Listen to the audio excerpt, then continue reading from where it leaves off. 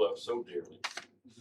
And Lord, we pray that all the information is brought before us be the truth, Lord, and that people can understand everything that's at stake, Lord, that we can make wise decisions thereafter. Lord, I pray for each one here, Lord, that they would use tact, Lord, and they would be respectful. Lord, I pray for our council members, Lord, I pray for them to present the truth, and Lord, that it would be able to be really divided, Lord, that we can understand what's at stake, Lord, and you would be the head of everything that we're doing today, Lord. We just give you all the praise and the glory for every good thing in our life, Lord. And we just ask that you be here with us, Lord. You would guide us, because you would be here to instill righteousness, Lord. We love you, Lord, and we praise you. We ask all this in Jesus' name. Amen. Amen.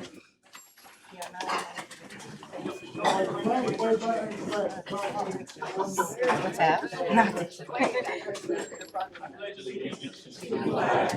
the United States of America, to the republic for which it stands, one nation, under God, indivisible, with liberty and justice for all.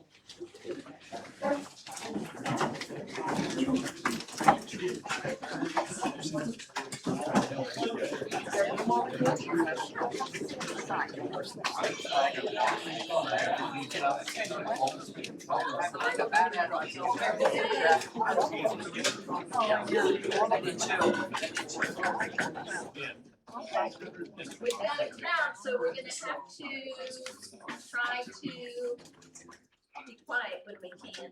The meeting's called to order, and we're gonna let our interim clerk do the roll call for us.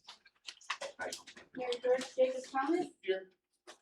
Councilmember Kathy Terry. Here, Councilmember Lonnie Harrell. Here. Councilmember Monica Merrick. Here. Councilmember Bill Dune. Here. Clerk Curtis. okay, we just have one item on the agenda, and that's the discussion, where our town goes, either through merging the county or remaining as a town. And we're here to listen, because, you know, your input is tonight. Do we have any additions or changes with the agenda?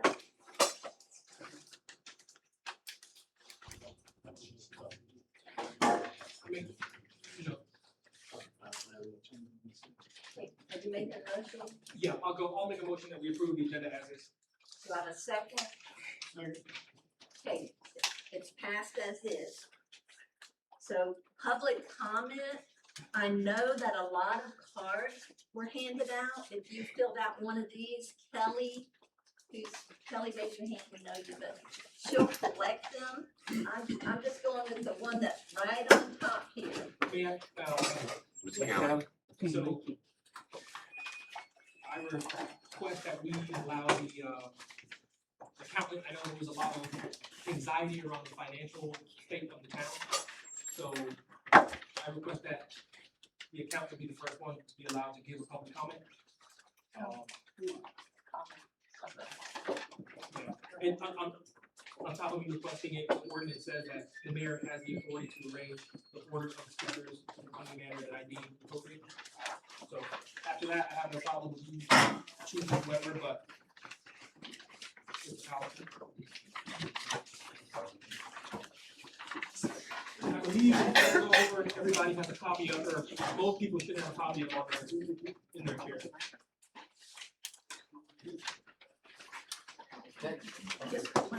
Just as a reminder, when I do call your name, if you come up and again, state your name and let us know whether or not you reside in the town or outside the town. It makes no difference, we want everyone, whomever should speak, but just give that clear. Okay, it's a pleasure being here. Right, I'm Richard Powell.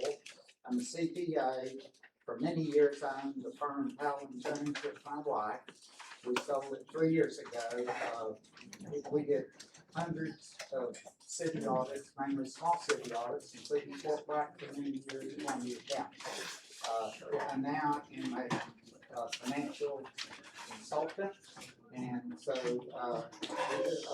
the town retained me, asked me to help close out the current year's financial records, getting them adjusted, ready for audit. I have almost concluded that. In the course of that, the mayor asked me if I would prepare some brief financial statistics on the town, which Speak I've. a little louder, please. I'll try. Okay, so, I'm showing on my one sheet of paper, 5 years of financial information. Okay, and, it's taken 4 years from audits, and the last year is unaudited, but I have adjusted it.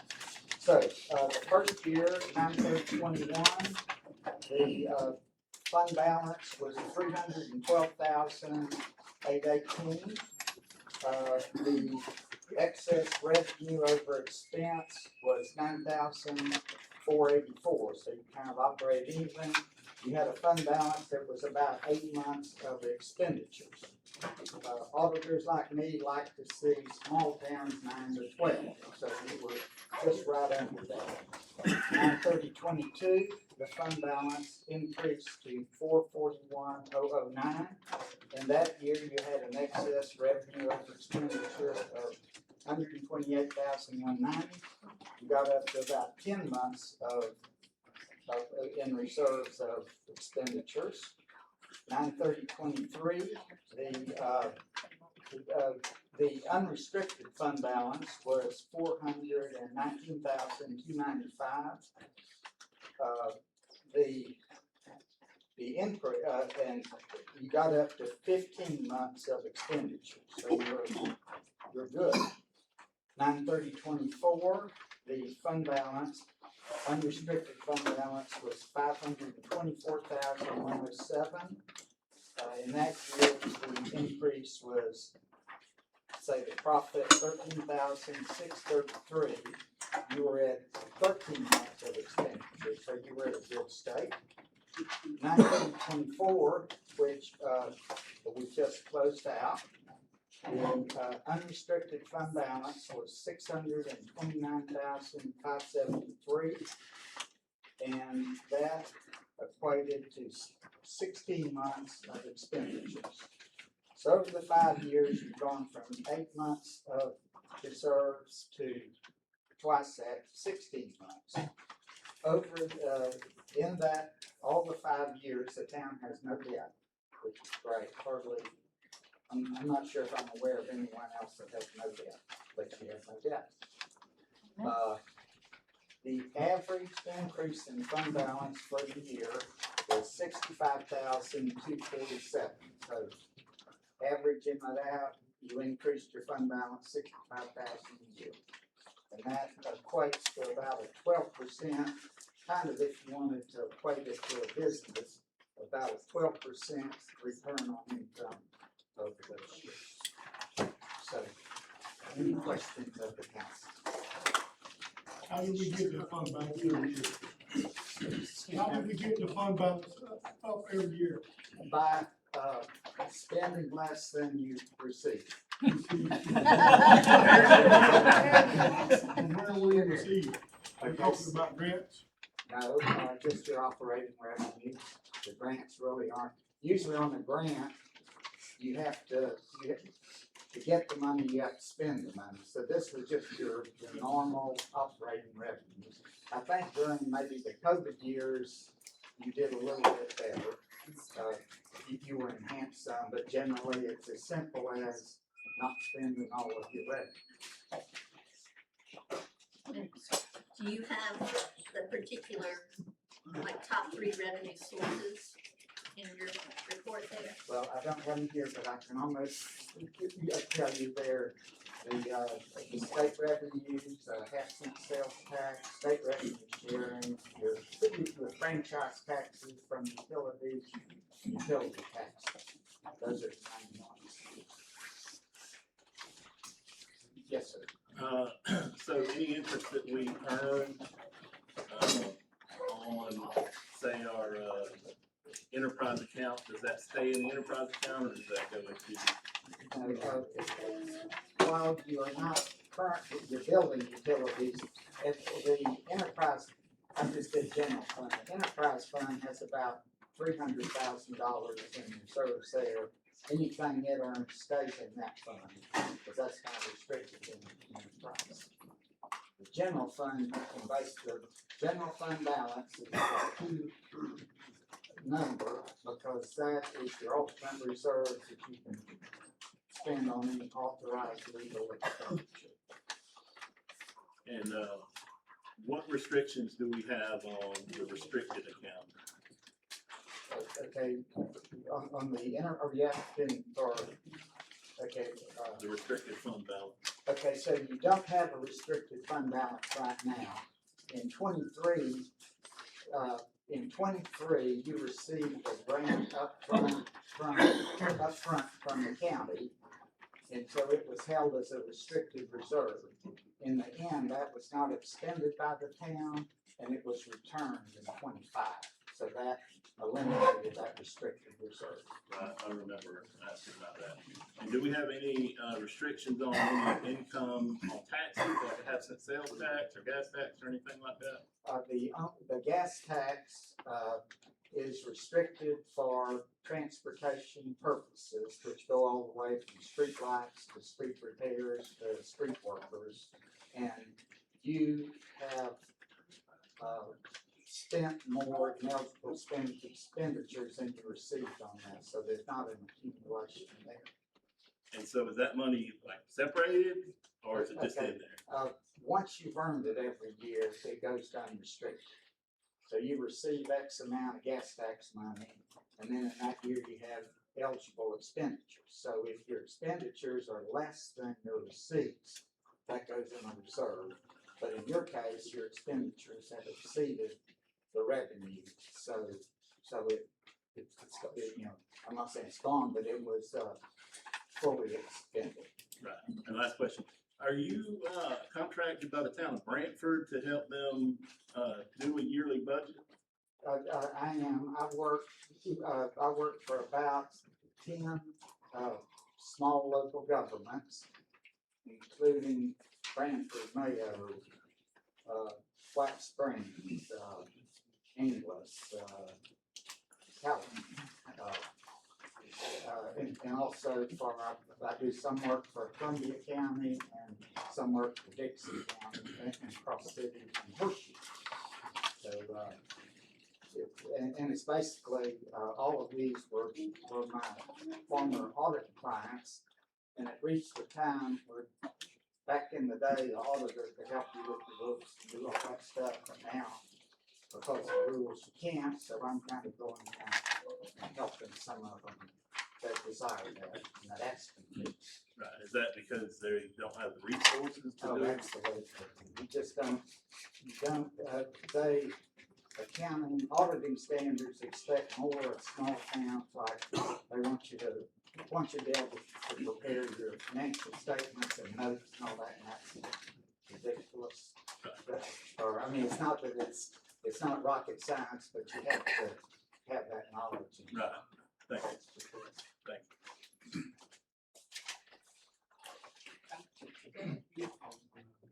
Does anybody have questions about town fund?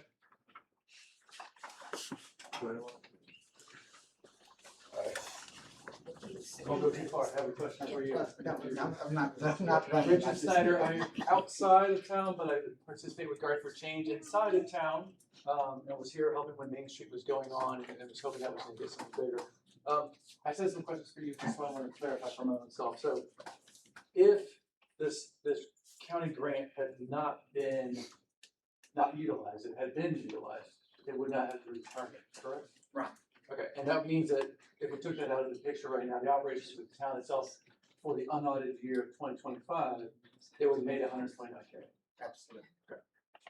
What does the enterprise fund play into this? Because I know there's a set of financials for the enterprise fund too, and I think there's some confusion about that water treatment, where it belongs and what it is and who it is.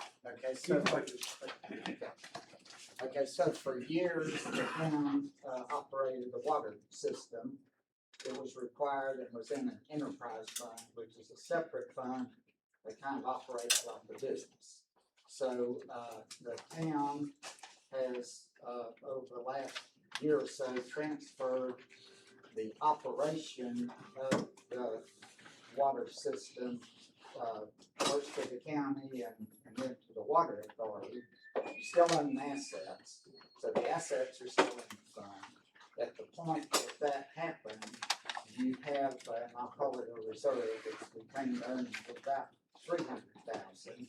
Right now, that fund is being utilized to administer grants. We have, CDBG, two CDBGs, you have a big sewer grant, and I think you have a stop grant, a great grant. Yes. So, and I think it's wise, those grants are being accounted for in that enterprise fund. But, and in the end, it'll be, you spend money and then you get money and you spend money, and then at the end, you end up with some nice assets. But that fund still has about $300,000 in it, that is cash money.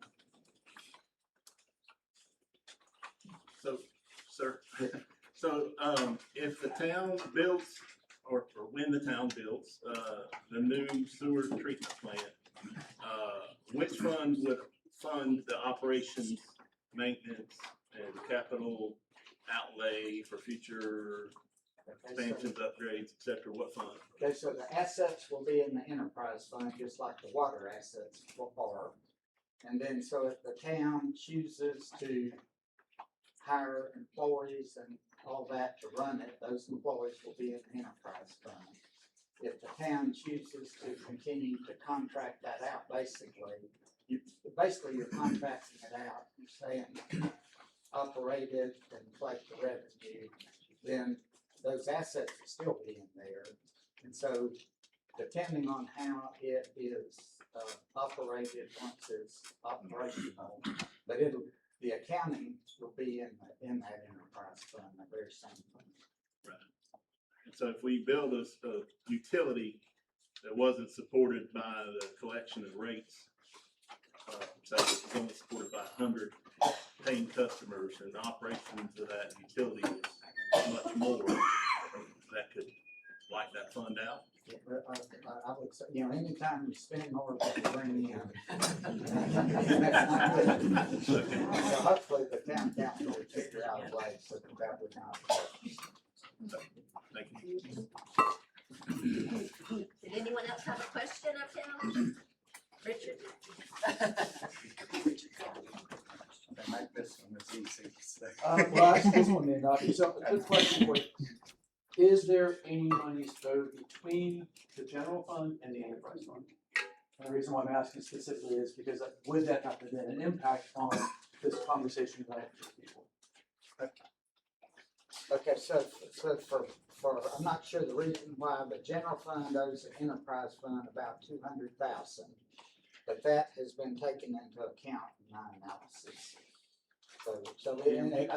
And I think it's not that they don't have the money to pay it back, it's just probably an accounting thing that something happened. So please just say that again in layman's terms, Okay. that the enterprise has a Okay, total so- of so-and-so, and Okay, the so general, here's the easiest general way. fund. The general fund cash is 848,603 in September. Approximately 200,000 of that is owed to the enterprise fund, so the fund balance is 629. So, and then equally well, I think that's 629 with the transfer. okay, it's 629 assuming you pay back the money. Is that We know why. Okay, so you have 848. And trying to get okay, so 208,931. So if you take the 848 minus the 218, and maybe some other little things, you come up with a 629. 629 and 208. Yes, it's 629 and 208 make up the 848. It'd be safe to say that this stuff is over our town's current head. I mean, messing with all these numbers, we really should have a more qualified person Well, it is very good, and it's the reason the town, other towns made to get you should get a monthly financial report that is fairly accurate. And, it is very difficult to, if you don't have an experienced bookkeeper / finance director that knows government or has been here forever, then it's, and again, it's not rocket science, but it's different than my business. And I try not to think accountants are that smart. We'll add that to the list. Well, you made a great point. If you spend more than you make, you're gonna be in the hole. So I appreciate that. Does anyone else have a question of him while we've got him on the spot here? Thank you. Thank you. I'm excused, thank you. You're good. Have a good meeting. Thank you. The reason that I asked him to be here tonight is because I heard a lot, like I say, I heard there was a lot of anxiety when I was talking to people about, oh, we're losing money, we're bleeding money, we're bleeding money. But, you know, I spoke to the accountant, it turns out that's actually the opposite, which I think that's good news. Right? I mean, I think, so, that's why he, so thank you, did he leave? Well, Yeah, you he saw, come. well, I don't blame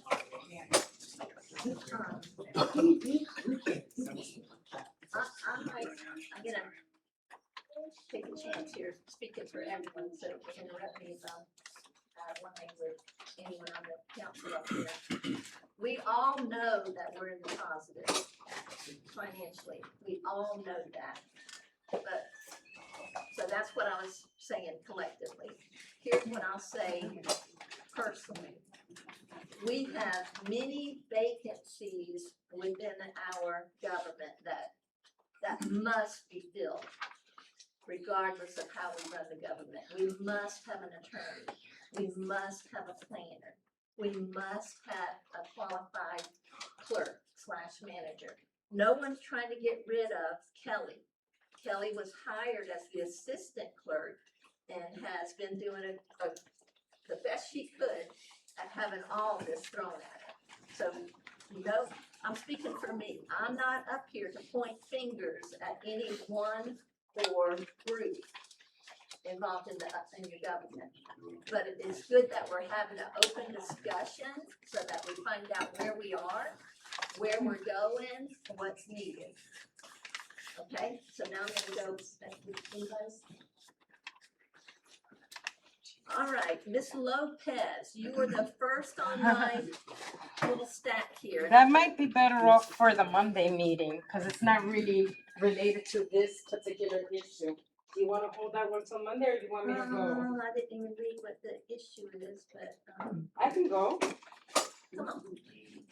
I do live in Fort White in the town, and my concern is that it's come up in this meeting and the last meeting that the issue came up that there's not a separation between church and state. I am a Christian, I'm gonna say that, but we cannot continue to have prayer if not every member of our community has the same faith. I find it kind of disrespectful and offensive. I do think we should have moments of silent prayers, that's fine, but to actually have prayer when people from our community might have different beliefs and faiths is not appropriate. Okay, very valid point. Thank you. I would say, I Yeah, I want to know. just remind everybody, and it's hard not to say, but there's so many people in the room, we've got to be quiet while someone's speaking, okay? And here's the teacher and me, y'all are being really good, but we just have to stay quiet. Yes. Sir, I was just gonna say to Ms. Lopez's point, so like when I would do it, I would do the invocation prior to calling the meeting to order. So, I mean, technically, I would pray just as Jake. But when I call the meeting to order, now I'm the mayor, because of that specific point, that's why I don't pray during the meeting, I technically pray before. So, but anyway, I just want you to know that I did think of that, and I'm trying to see. it's, It's always been separate from the meeting. The meeting is called to order after the prayer, but you have a valid point, Mrs. Lopez. And being a school teacher for many years, that's always been a slippery road. Chris Brown gave a prayer a month ago or approximately that time. And for me personally, it was very moving. Someone texted me today that someone else had asked him to do it. I had no problem with it. I sent an email to our council and our interim clerk that Chris Brown had once again volunteered to do the prayer, and I appreciate it. And I'm not trumping him over Mrs. Lopez. I think it's something that we can all consider and go forward with it. Okay? So, my second one is anonymous, so we have no comment from Charles Lilly. Yes, ma'am. Hello, everyone. This is my first time at one of these. Mine's more heartfelt than bringing receipts, but I'm gonna work on that.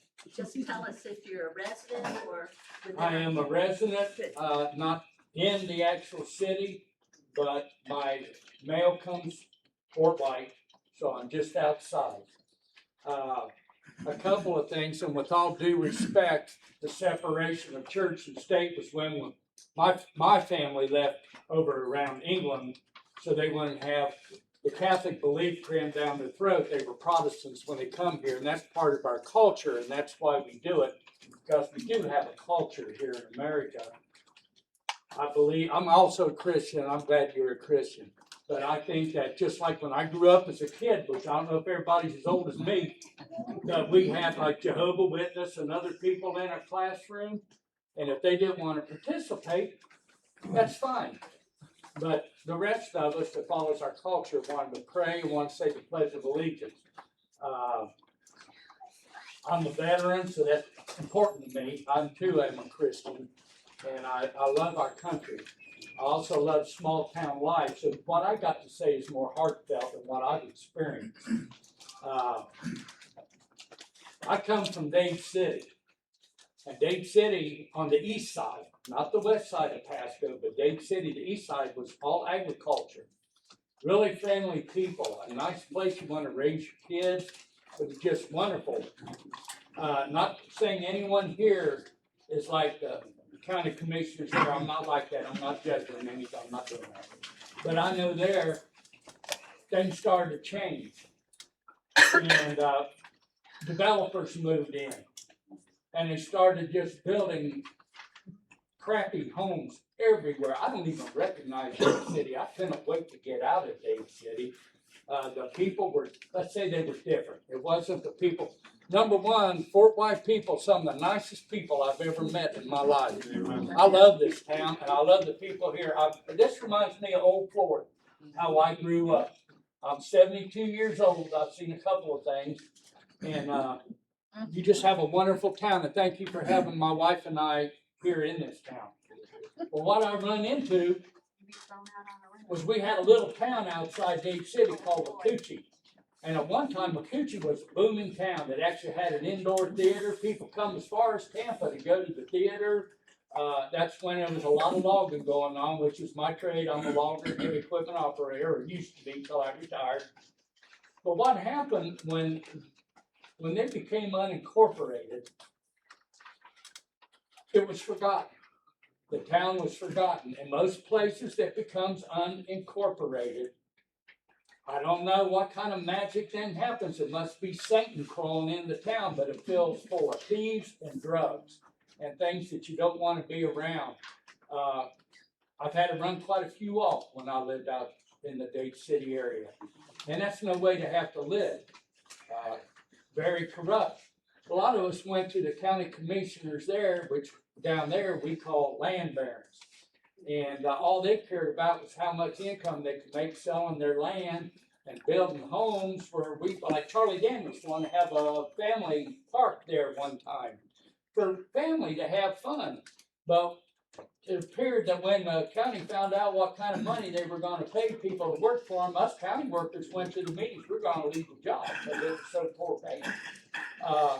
To do better for our family, but the county made sure they wouldn't get water rights.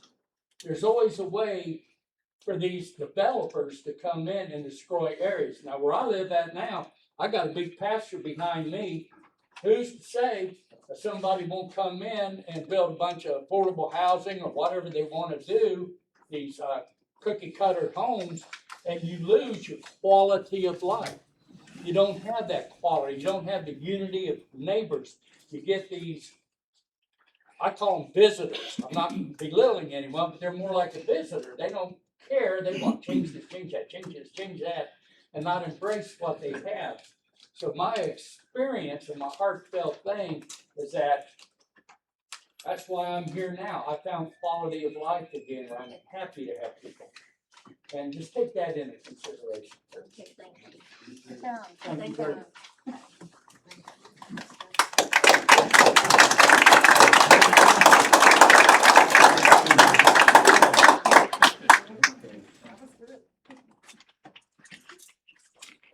I'm not sure if I said this, I'm supposed to limit everybody to 3 minutes, so it's like 3:17, so we're good.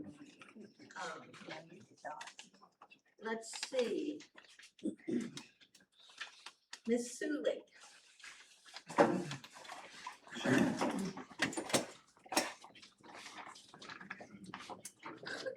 We appreciate your country, Mr. Lilly. Hi, my name is Jacqueline Sula. Thank you, Mayor and Town Council members. I live within the town of Fort White on Paisley Court, as a matter of fact.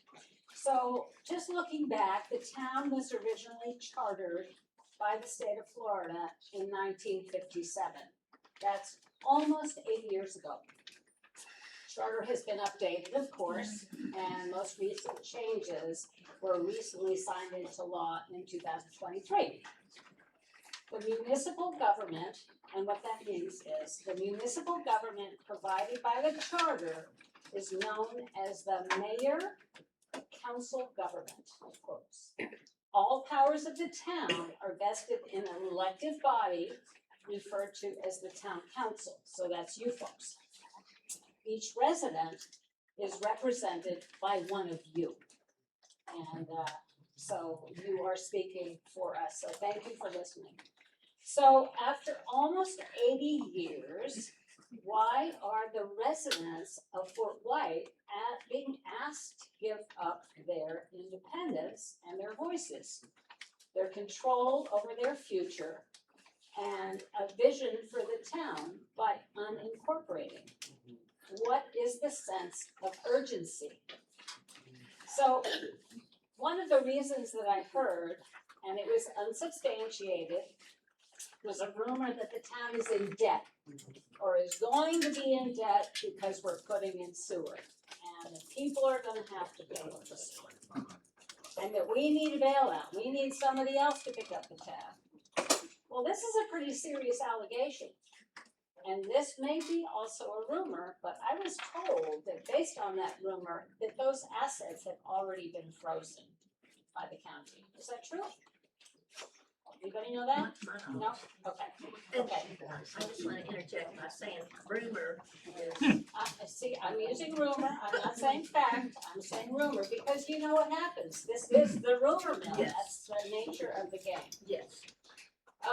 So in my opinion, the real reason that there is for this move is that there are some landowners, very large property landowners, some within the city limits, some not, that are interested in gaining control in their best interest. So these landowners have strong ties with the Columbia County Commission. And would be circumvent the Land Development Code and Comprehensive Plan, Growth Plan currently controlled by the council. And thank you for your opinion. Once again, I ask you, what is the urgency? In my case, my councilman has not spoken to me about this at all. And in fact, a recall notice has been sent to him, and he has been asked to step down. Okay. Now, one of the 12 agenda items, and he always had lots of agenda items, on the town council meeting for Monday, which is 6 days from now, is to pass ordinance for dissolution of the town of Fort White. First reading. He's already got it on the agenda. So I would request that this item be removed from the agenda, Amen. that it give us all time to process this very radical move. This is a radical move that I do not believe is in the best interest of the residents of Fort White. Okay. Okay, there's an old saying, if it ain't broke, don't fix it. Amen. Okay, thank you.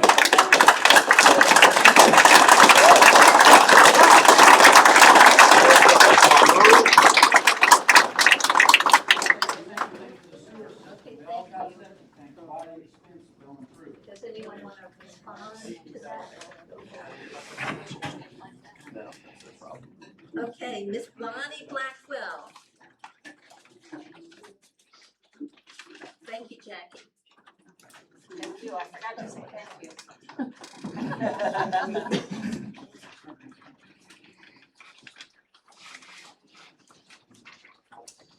Hello, my name is Bonnie Blackwell. I reside outside of the town of Fort White, and I'm a resident of Three Rivers.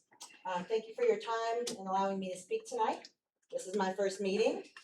I moved here from Jacksonville, St. Augustine area because I wanted to live in a one-stoplight town. I spent the last 44 years of my life watching uncontrolled urban sprawl while sitting in bumper-to-bumper traffic for hours each day. My concern with dissolving the town is that the urban development will go unchecked by the county, and our tiny little town of Fort White will be busting at the seams in a few years to come. I was under the impression that this council was small town strong. Where did we all lose this belief? What I'm also concerned with is that maybe personal agendas may have to do with the sudden talk of dissolution of the town. This town has been incorporated, I think it's for 142 years if my math is right. If you are on the council and you're in favor of dissolving the town of Fort White, I ask that you work very diligently to find a replacement for yourselves and resign your positions on the board in order to preserve 142 years of tradition, because once it's gone, you're never going to be able to get it back. Right. I thank you guys for your time.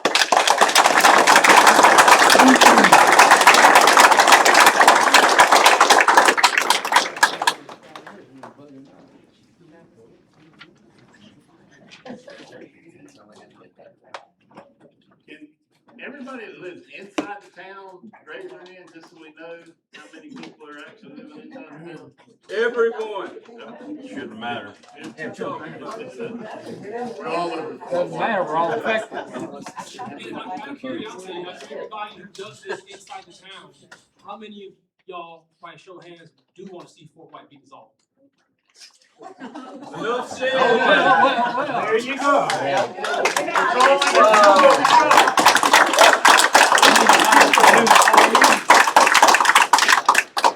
Okay, good. Brad.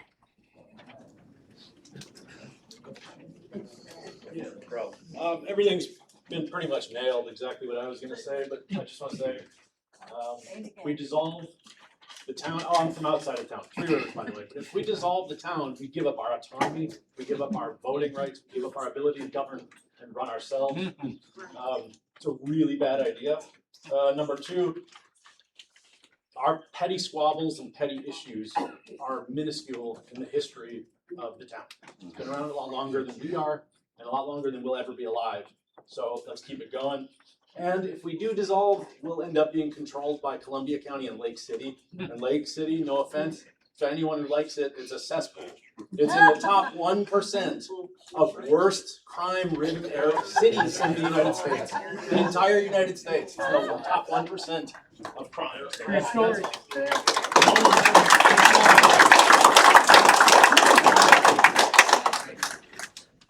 Can you explain how Lake City was somehow?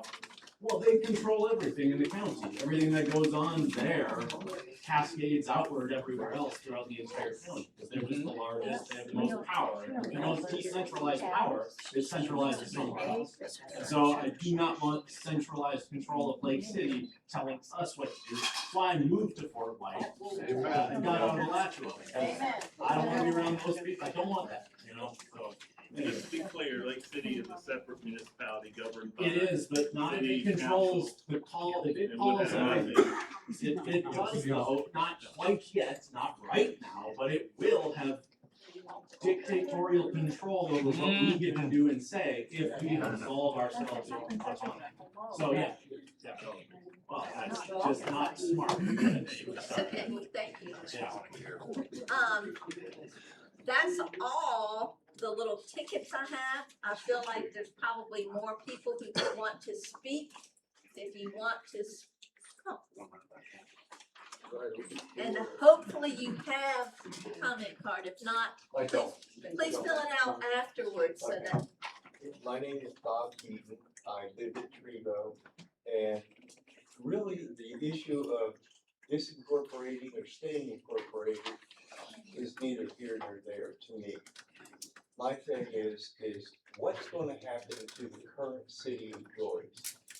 I ride around on a bicycle, I walk a lot, but I've had the opportunity to stop and talk to some of the employees. They have been told absolutely nothing about what the board is planning on doing. Some of these people have been working for the city 15, 20 years, and you're just going to kick them to the curb.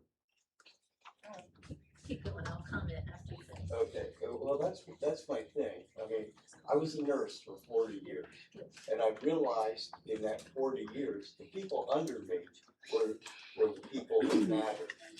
They were the backbone that kept my patients, kept me safe. So I want to know what's going to happen to any current city employees. Are they going to be offered packages to leave? Are they going to be hired by the county, which some of them may not want to work for? So what's going to happen?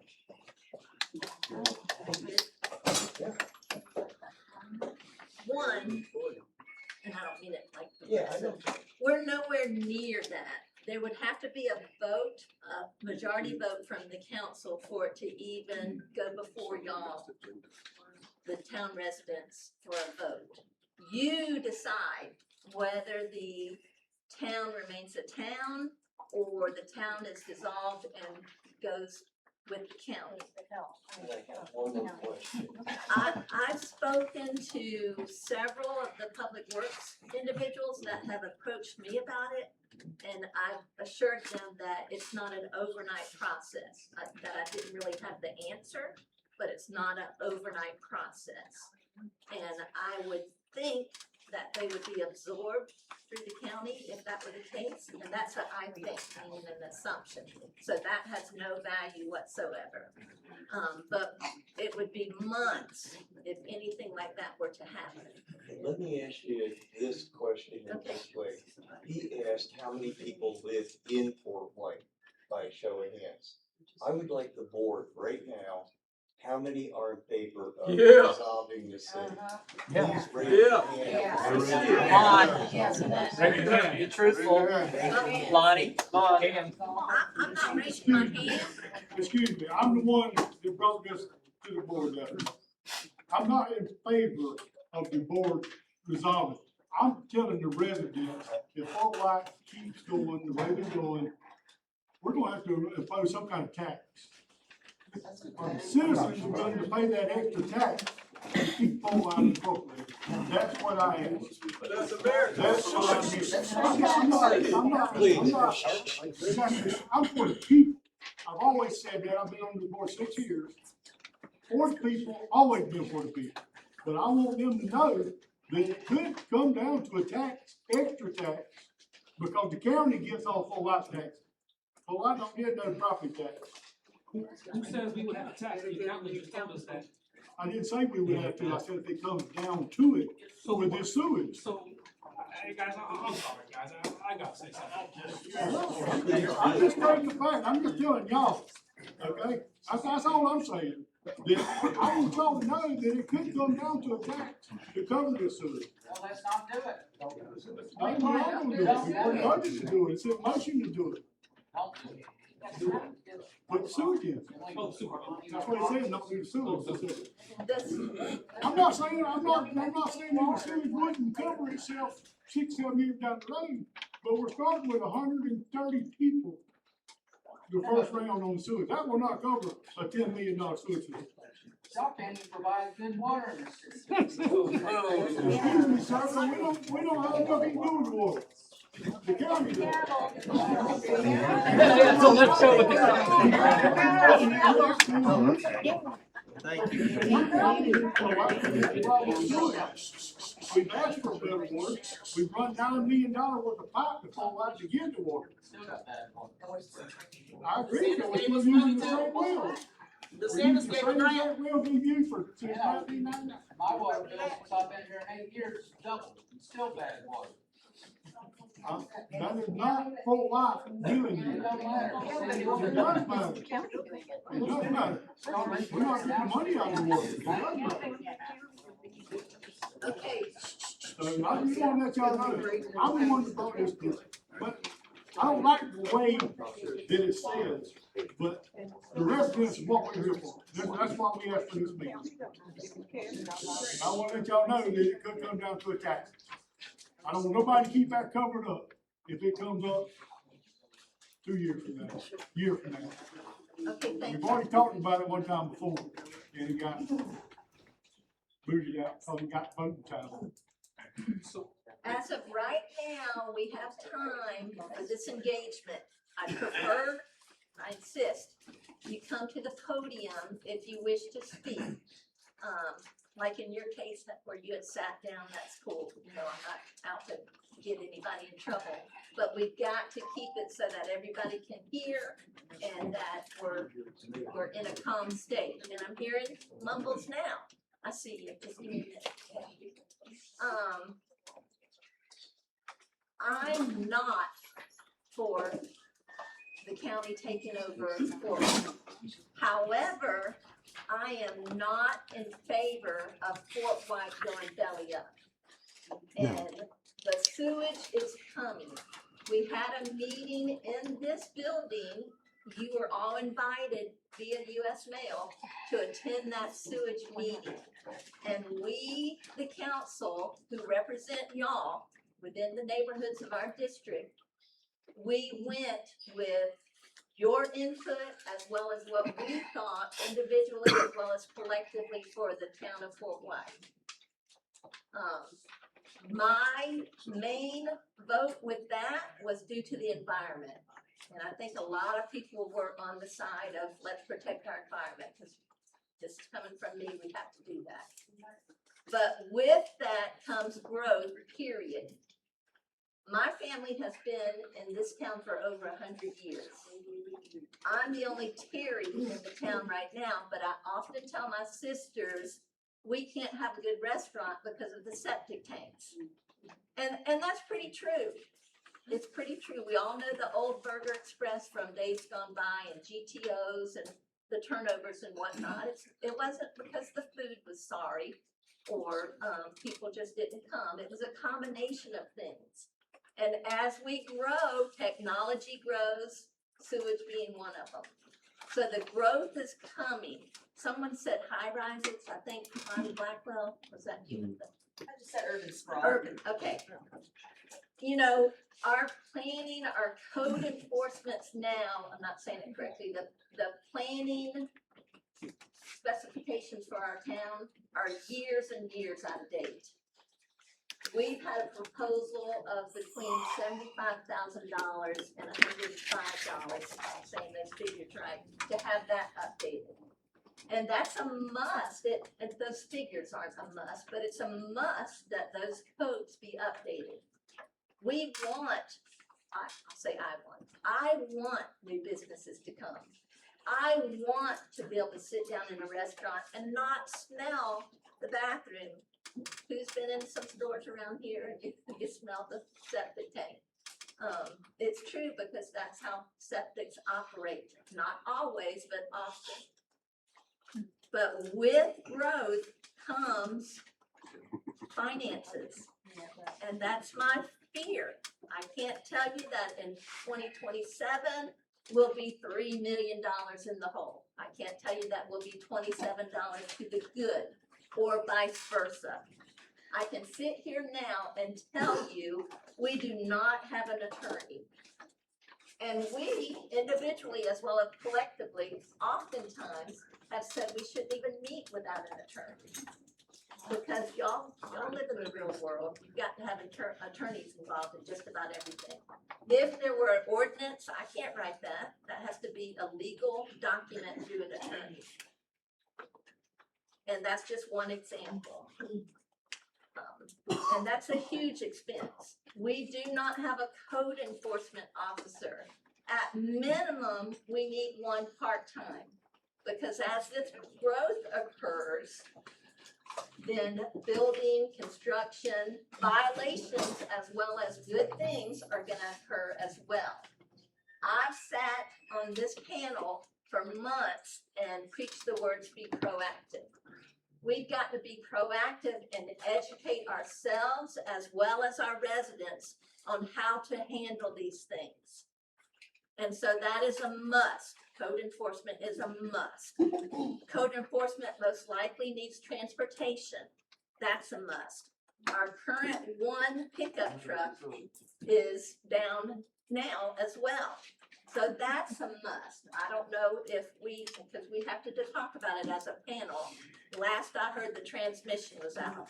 And that's thousands of dollars on top of thousands of dollars that we've put into that truck for other things. So daily operations is a huge expense. I'm aware. Sir.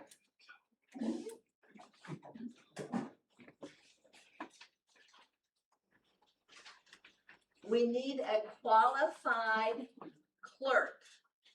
We have advertised initially for like $30,000 and have lost several during that process that were not qualified. Thank goodness Kelly's hanging on and doing the best she can. We are currently up to offering a $65,000, which is very low salary, and we've got pretty much 0 to no names in the hat. That is a must. So these expenses are gonna add up quickly. And that does not mean dissolve the town. That means let's come up with income ideas to keep the boat afloat. Mayor, real quick. Yes. I think the gentleman asked who in here is in favor of voting for And this. no one raised their hand, so the vote was a no. Okay, so but is that the case? So are we taking it off the next So agenda? so It's so on there. so the town of Fort White can expect no forward momentum on this initiative. So I would like to say, Not until the close of the. I'm in favor of the people speaking at the ballot box. You all can all sit in here and talk about rumors and this and that and the other. And you know, is the entire town represented here? No. How many voters do we have? About 407. So do we have 407 voters here? No. We don't need I'm in 407. favor of letting the people speak. The town council cannot resolve this town.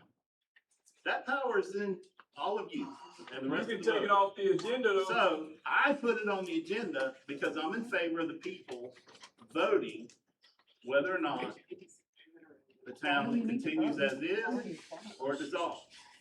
And this meeting is to give information to you all. So I'm not trying to sway you one way or the other. I have my own personal opinion, but my personal opinion is one vote, okay? But I'm telling you people, everybody in here, that there are things that are being glossed over. There are things that are not being talked about. And with some of those things, you just heard the man up there, they didn't talk about how solvent we are, how much money we got. So then he turned right around and said, we need an accountant. We don't have an accountant. All right, Ms. Terry just said we need a clerk. We've been advertising $65,000 since September, not one bite. I've talked to the Managers Association, and they told me that a manager makes over $100,000 a year, and that what we really need is a manager to fulfill the clerk's role. because we have 5 employees in this town. 5. And the clerk, all of her duties qualify her to be a manager. So we really need to hire a manager at about $100,000 a year. Now, these reserves that you just heard about, all that good stuff, Ms. Terry just said that she's got folks. I have an email that I sent to all the council members, our current planner. I asked for facts, not rumors, not speculation. I asked him what the town of Fort White needs to prepare for this growth that you all voted for. I didn't vote for the sewer. So I'm being honest about that. I'm being transparent. But it's here. It was voted on, so now I'm on board. Okay? I'm on board. But I'm not only scared for me, I'm scared for every single one of y'all in here because I don't know if you know what was voted for, what's coming. Sewage brings growth. The town of Fort White, as is, cannot manage that growth. We've had development in the last couple of years that is not compliant, and it's in operation right now. The town can't touch it because we don't have a code enforcement officer. There were concessions made which open up the town for liability. We're allowing things to go on town-owned right-of-way that when something bad happens, who's liable for it? The town is. I'll just give you an example. And I'm not talking about one particular spot, but this town has multiple areas where there's right-of-way parking, and per the Florida statutes, it's not angled properly. So, you know, Why don't we have a code enforcement? when someone has an accident and we have not made sure that parking was legal in our municipality, guess what? The town's liable. So the planner told me to update our comprehensive plan and update our land development regulations, $150,000. The money you just heard about, gone. 150,000 of it is gone. All right, code enforcement officer, because you gotta have enforcement. We can't expect the county to enforce our codes. We wanna be independent. We wanna control growth. We want it to happen the way we want it to happen. So we have to enforce it. We did have an agreement. The county was kind enough to provide that service for us. But then whenever it became a legal issue, the county had to say, we're stepping back because we're not gonna get into a legal battle and pay legal fees to defend a lawsuit that isn't even ours. So I understand we have to enforce our own code. A good code enforcement officer, full-time, 50, 60,000, part-time, if we can find one, maybe 30,000. You gotta buy him a truck, computers, body cam, he's gotta set up a program, make policies, all that stuff. Okay, we haven't been successful in finding a code enforcement officer either. There's more money right there. So we're up to 200,000 of that money he just talked about. Y'all's money. 200,000 right there is gone. Just to properly prepare for this growth and this development. Okay, we've got a sewage plant coming in. It's gonna be supported by 100 customers. Y'all know that it's gonna be about $60 right now. The first 100 customers, I don't know if it's you and you, or you and you, but the first 100 customers is gonna be paying that bill. Not all of us. $60, I hope. Could be more. But that thing is not gonna be supported on $72,000 a year. If you guys think we can run a sewage treatment plant with $72,000 a year, show me. Show me how you gonna do it. Where's that money gonna come from? The pot of money he just talked about. If that's 100,000, now we're up to $300,000 of our money gone. The man sat right there and said, what would he say? 16 months of reserves?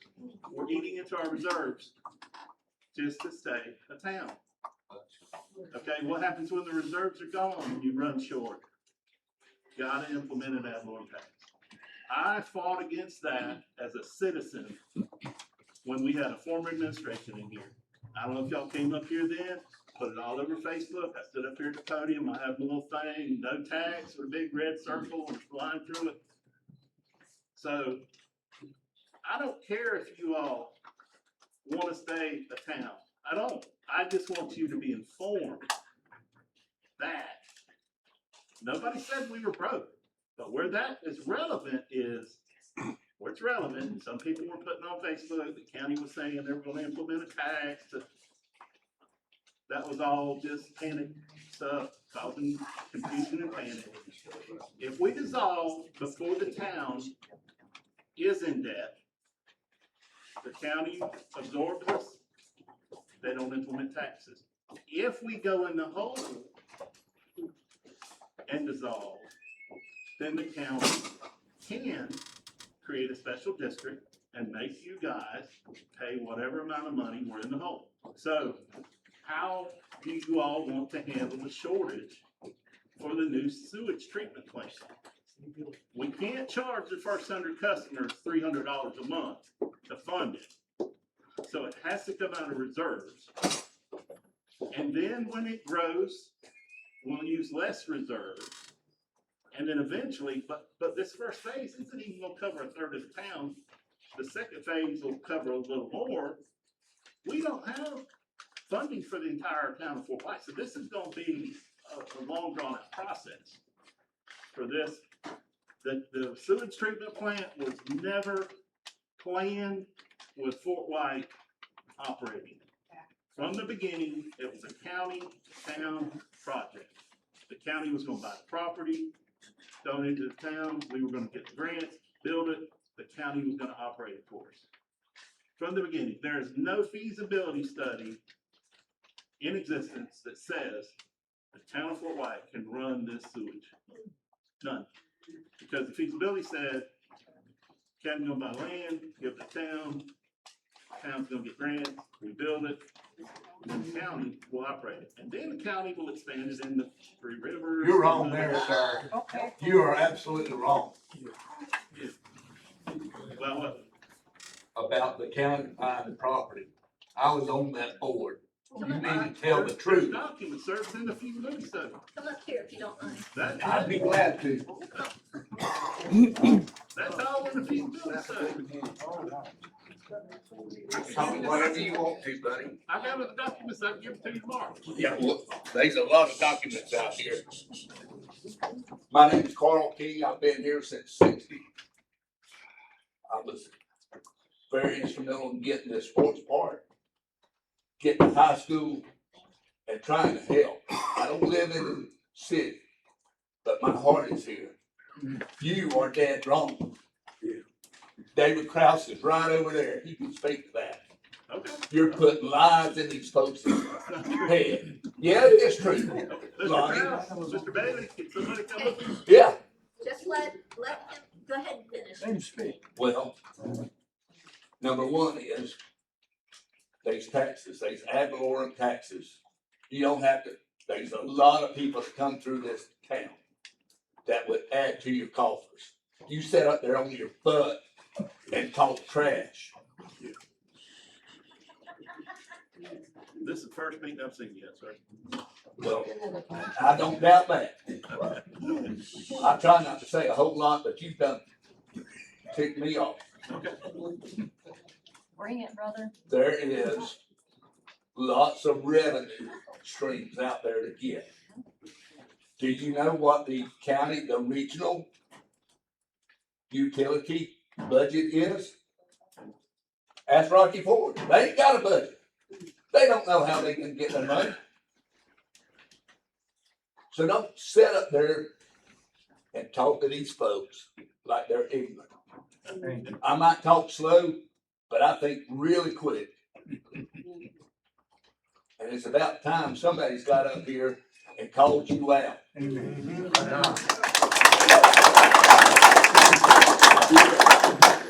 I'm a general contractor. I'd be more than glad to come up here and help y'all do whatever you need to do. There's lots of folks in this community that would be willing to help. Just reimburse for fees. But this, I don't. growth is coming. You're not very professional. You're laughing at this man in his face. Don't interrupt that man. What, that's what he does. Where's the order of the board? You don't get to sit and laugh at somebody. I'm sitting here listening. No, to you're you. laughing at him is what you're doing. Dispute what is the fact. You have no order to this board, and unfortunately, that's very obvious, and it's sad. Also, thank you, but I don't know that yet. I'm very capable of speaking. My background is in the utility business. I had 40 years in electrical power. Been very, I went in communities, okay? So don't tell me all of this, we can't. It's, I won't. You know, you can't, growth is coming whether we like it or not. That's a fact. So the only way to do it is manage it and be truthful about it. The sewer system was put in basically to take care of Fort White and to branch out into the Three Rivers. Is that right, Rocky? I know I am. I asked you a question. That's where it was going. That's where the need is. We don't want to pollute our environment. So I'm gonna sit down. I've said what I had to say.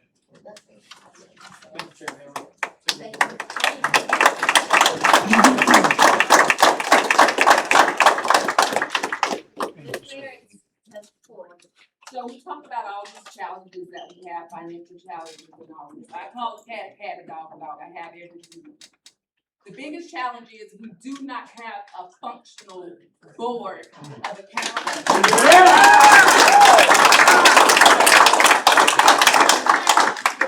Without ulterior motives. We have people up here that talk about our finances time after time, but they don't spare any costs when it comes to spending on stupid stuff. And I said it. The financial challenge is not anything compared to not having a functional board. So I'm asking you guys, when it comes time to elect officials the next time, you all be mindful. Amen. Amen. The town. Because I don't think if your house gets a leak, you don't give it to your relative because you don't want to fix it. I'll find a way to repair it. So what we need is a board that's willing to rebuild, renew, and be accountable to our service towards the citizens. All of this financial stuff is out the window until we get a board that functions. And we can't get people to work for the town, call a cat, a dog, because nobody wants to work for this council. Because of hostility. That's why Thank you very much.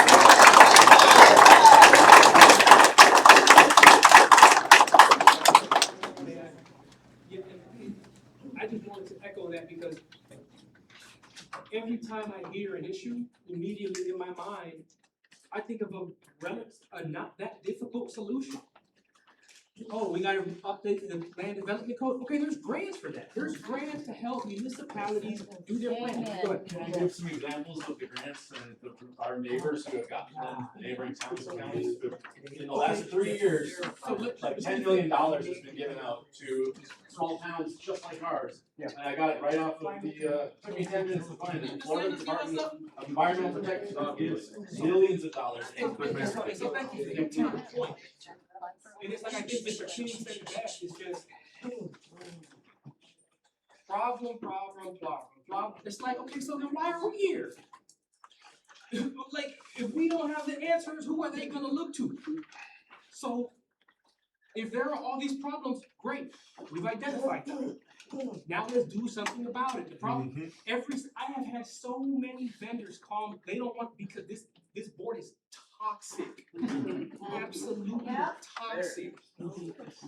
Like, there have been, I'm gonna be honest, there have been meetings that I didn't want to come to. And I'm the only one who got elected. And I'm not even pointing fingers, because that doesn't interest me. What interests me and what I would think would interest everyone on this board is what is best for Fort White and moving forward. Look at all these people pouring out their hearts. Amen. And to be fair to some of the county commissioners, they were like, hold on now. We don't really want to get involved in this Fort White politics. They got people down there who may not want this, to be fair to some of the county commissioners. So the county commissioners aren't trying to shut us down. The people don't want to shut us down, but it seems like we got 3 members who they're singing a different song now. But you know, but Like it fake news. caused quite a stir at the last meeting. You know, I just want to echo what the councilwoman said. Everyone I speak to the accountant, I speak to these people who work with utilities, and they say, look, you guys have such a beautiful opportunity in Fort White. Beautiful opportunity to do something. And every time we get to a meeting, I want to preside. You can't vote. Let's just please focus on things that matter. On the Monday agenda, we have 26 items. 26. I know we're going to sit up here and talk crap about our only employee who's in there busting her hump by herself. We haven't hired anyone to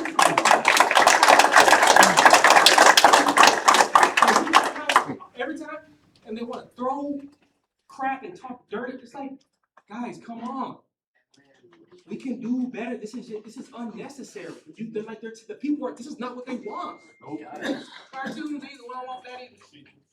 Right, and that's what we had to be. And talking about the town planner, we had somebody, a town resident, send some sort of cartoons to the town planner. What is this? So I thank you for what you said, Councilman Erickson. I don't want to go there. And at this point, I would like to. We spoke for the last half hour. I would like to continue to hear from the people, but that's my. Yes, please. So people know they're realistic path forward. Before you do that, I think we're all aware of all the grant opportunities out there. I don't think everyone else. I don't know. Well, let me just speak and then I'll let you Yes. come back up here. I don't mean I'm to sorry. be rude to you. I'd like to, well, first of all, I've been here since May of 24 approximately. And we as a town have not acquired one grant during that time. Are we applying for them? We have recently acquired a woman who will be writing grants. And I've preached time and time again that we need a team of qualified, you don't even have to come to the town to write a grant. You can be doing that at your computer at home. And then you're paid according to the amount. Or if you guys do your research, you can find somebody that can volunteer to do it. I'm gonna cut you off. But the grants are out there. Grants take years and years. Mr. Merrick has just been working on the FERDAP grant for the playground equipment in Dee's Park, Dee's Memorial Park. And that grant was written before I was placed on the council, and it's just now coming to life or being executed. There was a grant for Yulon Street, y'all know Yulon, the bump as you cut through to Wilson Springs Road. That grant was written before I was on the council, and it's projected to be completed this year, but they take time. And I can write a grant. I've done them with school and whatnot, not millions of dollars, like our sewage grant is over $22 million, and that was written before any of us, Bill was on the council, but that was written before May of 24. So it takes time and it takes skills. And yes, volunteers do them for schools all the time, or libraries, or Garden for Change example. I mean, grants are written for just about every subject there is, and from as many organizations. They don't all have to come from the federal government or from the state or from Department of Environmental Protection. Some can come from Best Buy. I used to get them from the USTA for lieutenants. Some come from Georgia Power, or for the Mayor's Park was a power grant. Was that Duke Energy? Duke Energy for the Mayor's Park, which was done years ago. but I'm aware that the grants, and see, I'm a realist. It's a problem that we don't have these grants, the wheels spinning to get grants. It's a problem, because you have to stay years ahead of what you need. And that's pretty much in general. But go ahead, come back up if you'd like to share. And ma'am, if you'd like to share, please just share it. So our neighbors are doing something right, and we should probably ask them what they're doing, who they hired, because you can outsource this stuff. My wife does research grants and writes them on Odesk, and she charges $500 on paper, and she just bam, bam, bam, cranks them out. So there are ways to find it, and the internet, that's where it's at. But so White Springs got, and this is all from the Florida DEP. So every single one of these, White Springs got $4.2 million in 2023 from them specifically for the septic. Branford, population of 500, got 1.8 million for wastewater in 2024, last year. 100% forgiveness, 0 interest. Rayford, Union, 250 population, $850,000 for sewer. Lake Butler, $2.5 million in 2021. Branford, they got another one for 1.2 million. Mayo got 2.1 million. McElhenney Baker, 900K. Greenville, 1.5 million. So every single one of those is within a 20, 30 mile radius of us. How long did it take? Sir, you do realize we just got 22 million, right? No, but that sounds awesome. Oh, Great, yeah. Let's use it. 22 million. All right, well, that's fantastic.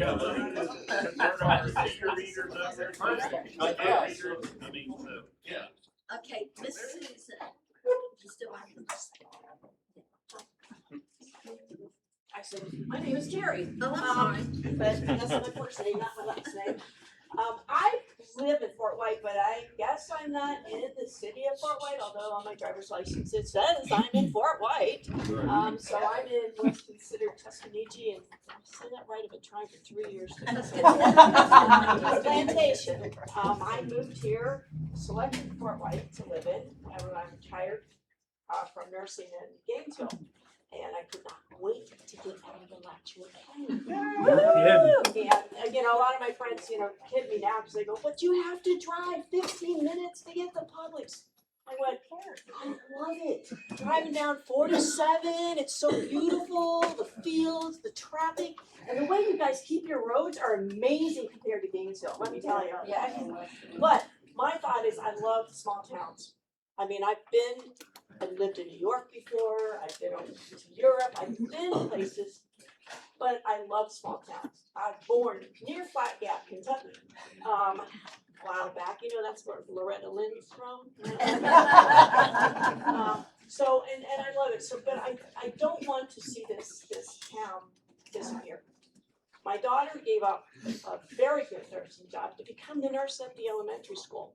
She has to work a second job to afford to work there, but she loves it. And I love my grandkids are there. I'm so glad they're gonna go to the high school and have all their friends go with them when they do. So from listening to what everyone has said, number one, the accountant, certainly, let's not spend more than what we have. But then, you know, we have a $22 million grant for the sewage, but yet we may have to have taxes on it. That doesn't make sense to me, but you know, I live off Social Security, what do I know? But I think that maybe the priorities right now is to make a list of priorities.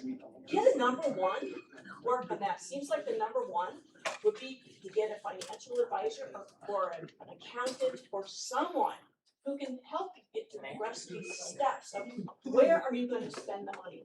Where are we going to get the money? That person can help you, at least according to that nice man that was doing the accounting on here.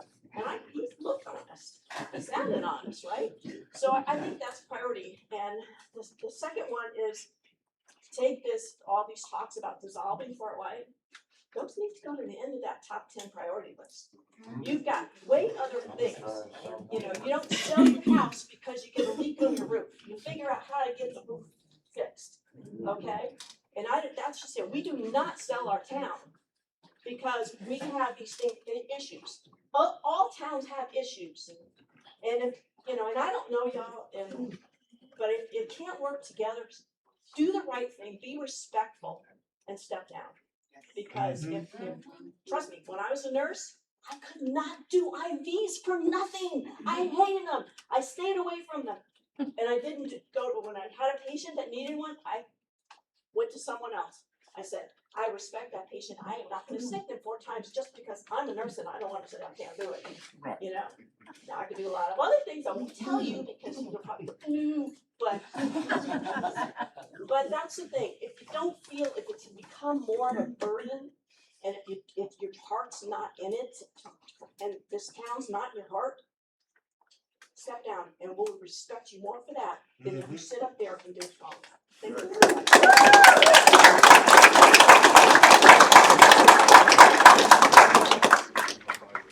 I just want to respond with, my heart is in it, and that's why I sought to be on the board. And my family, like I said, has been here over 100 years, and many of my relatives, not many, but several have served as the mayor of this town and made great changes and progress for this town. And this town is very dear to me. I don't want to give the town away to the county. I don't want to go in debt so that we have no choice.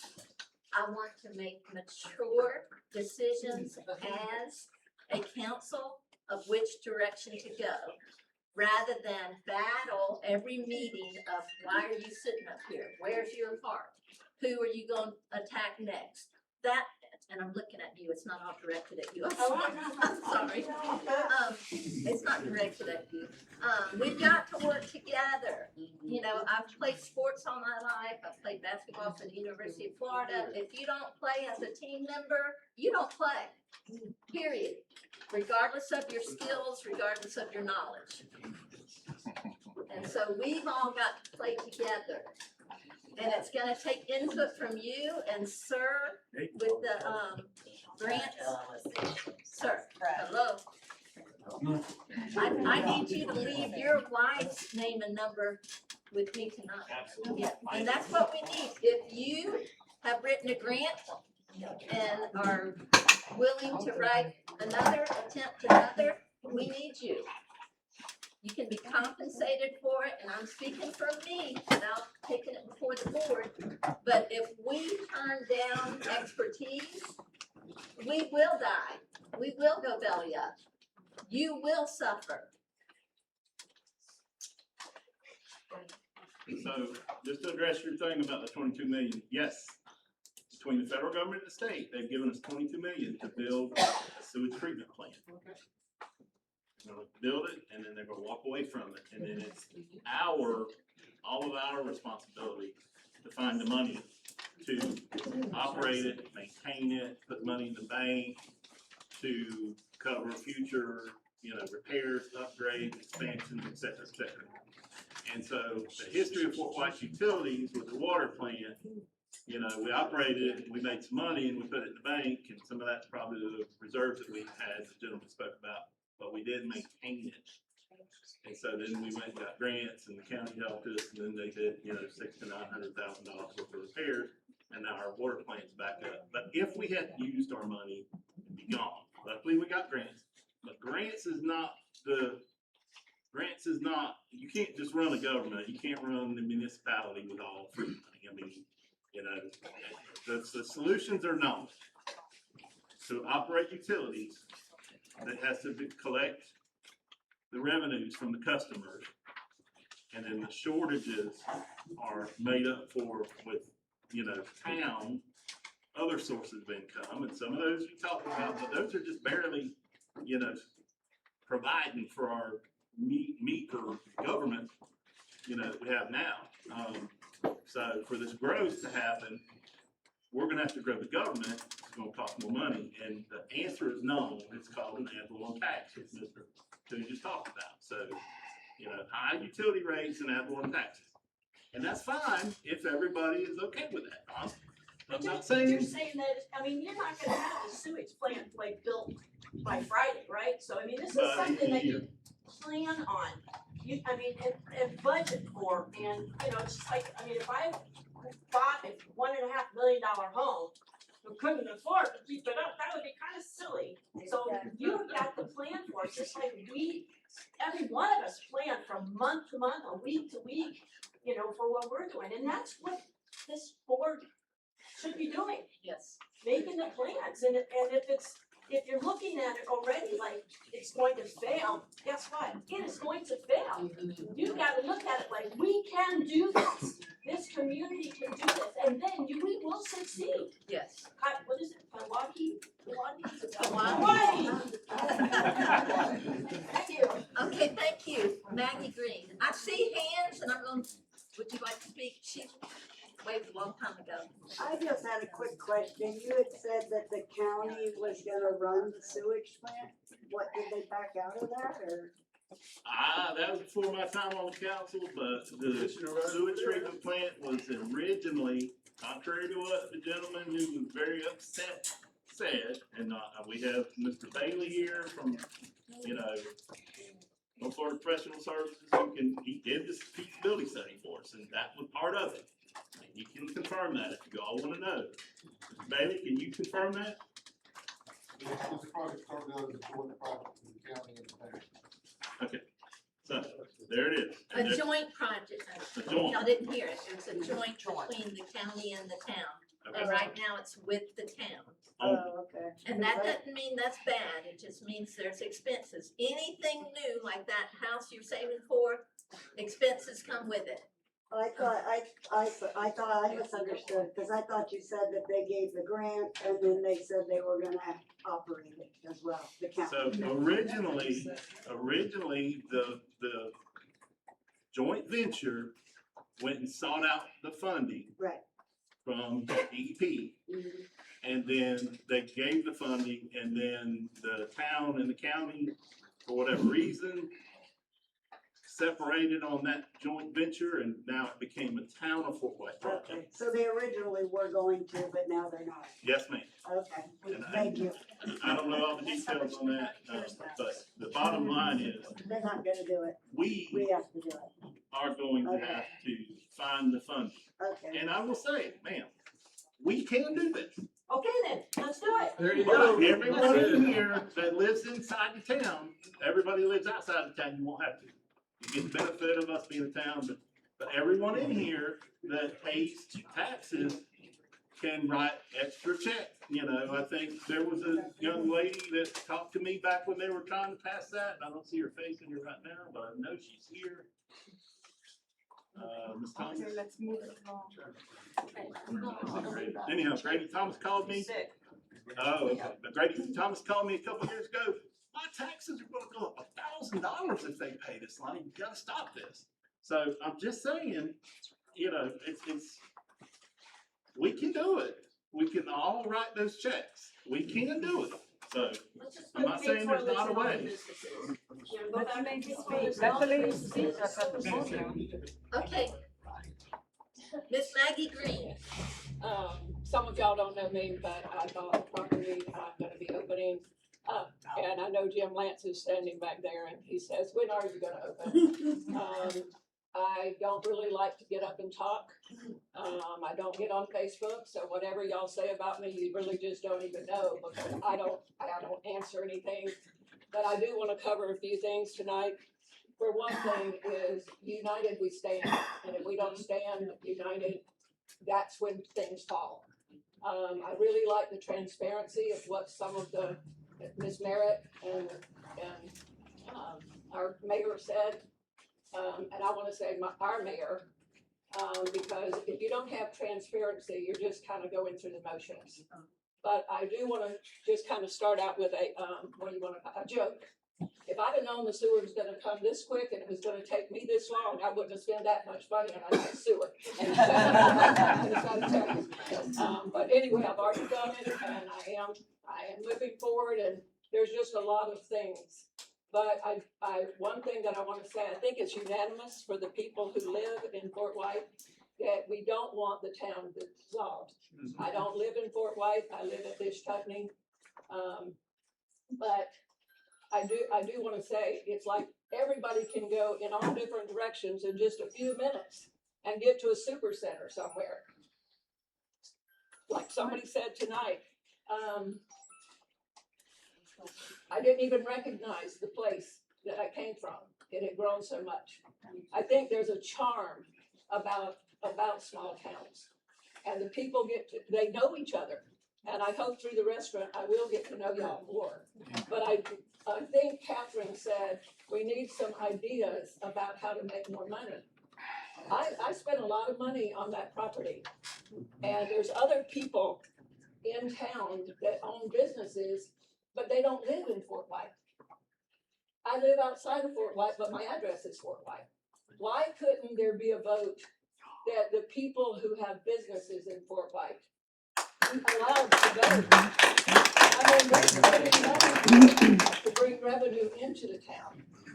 Not just for me to make money, we're hiring people, why couldn't it somehow, I don't know if that's feasible, but if you own property, a business in Fort White, why couldn't we get to vote on the elections? Absolutely. Because what if I wanted to run for the council or something? I have an investment here, not just a house. I wanted to have a little bedroom up in the upstairs, but I would have got thrown out, so.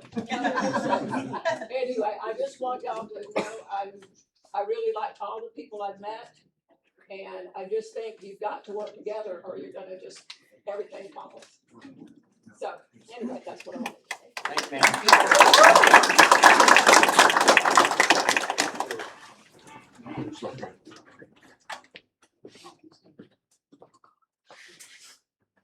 I don't know if this is working or not, but Tell us your name. my name is Jeff Jenkins. I've lived around Fort White. I live in Three Rivers here. I've been here since August of '92. Speak up, holler. That's not. Well, one of the things I keep hearing here on this council here is, sounds like y'all wanna imitate Lake City here. More taxes, more, expanding the bench here, and more people, and giving out more salaries there. I'm not too in favor of, getting bigger government there. And then you were talking about earlier about city sewage and then city water and stuff. But a lot of people don't realize people's got an investment in wells and septic tanks right now. People like, I've heard before, there are a lot of people said they spend a lot of money on that stuff. And then if you bring city sewer, city water, just like Jacksonville having all these city utilities there, well, everybody's gonna have a check for this, check for that, even dirty water there for their lawns there, for the reclaimed sewage water, when they reprocess it and stuff and sell it back to you. It's never ending there. But I thought everybody wanted to have a small town and keep small prices and keep it affordable there. But the way I'm hearing things right now, it's just more taxes, more this, more that. And if you're gonna be a small town, you can't just keep getting more and more here. I don't know, I've lived here for a little while and I've seen a lot of changes here and stuff. I remember the old Floyd's gas station. It didn't really sell many tires there, but they had a lot of junk for sale.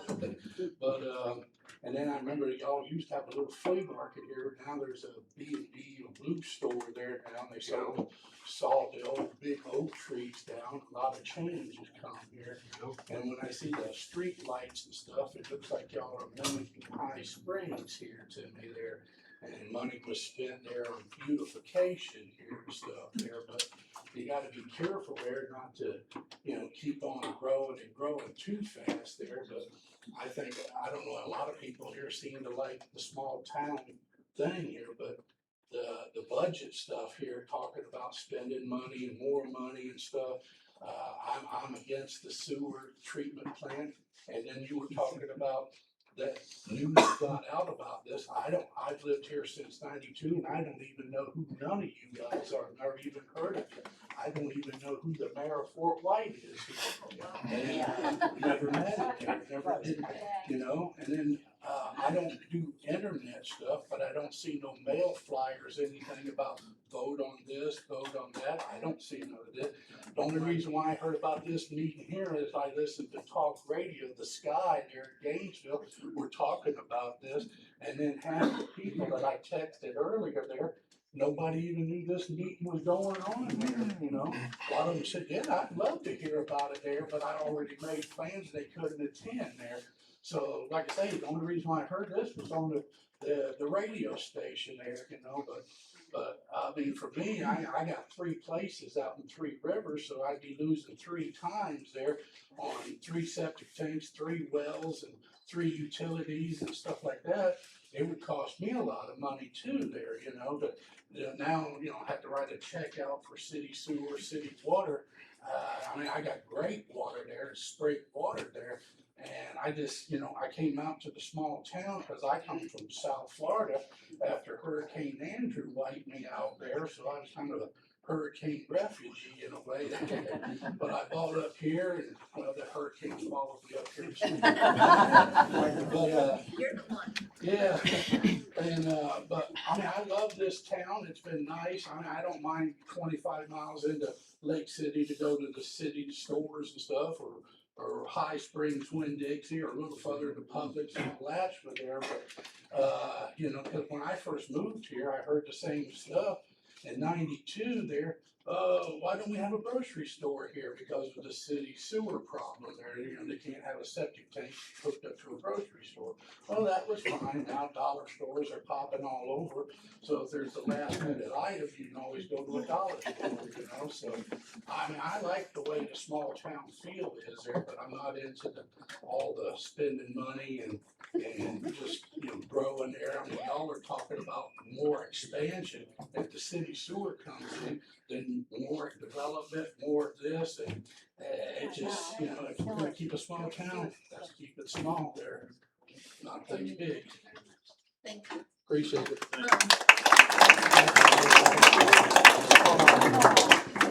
Sir, just so you know, nothing we do here would affect you outside of the town limits.